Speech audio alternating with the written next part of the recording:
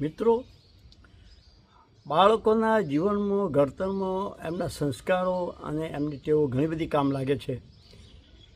દાખલા તરીકે બાળક સ્કૂલમાં થયો તેનું દફતર છે, એના બૂટ મોજા છે, અને દરેક વસ્તુ સુનિશ્ચિત જગ્યાએ મૂકી દે. અને એવી જો ટેવ પાડશો તો એ ખરેખર બાળકનું જીવન સુગંધમય થશે. હવે એક દાખલા તરીકે તમને એક વાત કરું કે એક વિદ્યાર્થી હતો, એના મમ્મી પપ્પા રોજ એને ટોર્ચર કરતા અને એને રોજ કહેતા કે ભાઈ તું આ વસ્તુ આમ મૂક, આમ કર, લાઇટ બંધ કર. ઘણી બધી જગ્યાએ અસ્તવ્યસ્ત પડી હોય તો એને વ્યવસ્થિત ગોઠવવામાં શીખવાડતા હતા.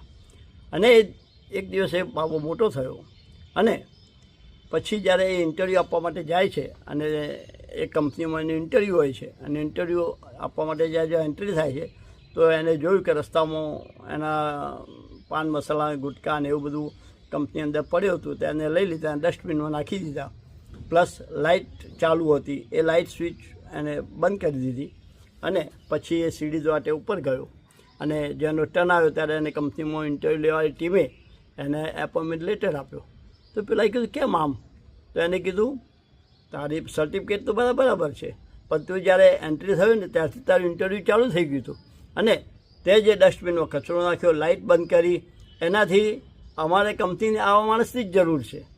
એટલે અમે બીજું બધું તો અમે ફોડી લઈશું, પણ તારો નોકરી તારી પાસ થઈ ગઈ. એમ એ એટલો ખુશ અસર થયો. પછી એને અસર થઈ મગજમાં કે મારા મમ્મી પપ્પાએ જે મને ટકોર કરી હતી એ ટકોર અત્યારે કામ લાગી. આમ માણસનું જીવનનું ઘડતર એના મા બાપ જ કરે છે અને તો જે જીવન આગળ જાય છે.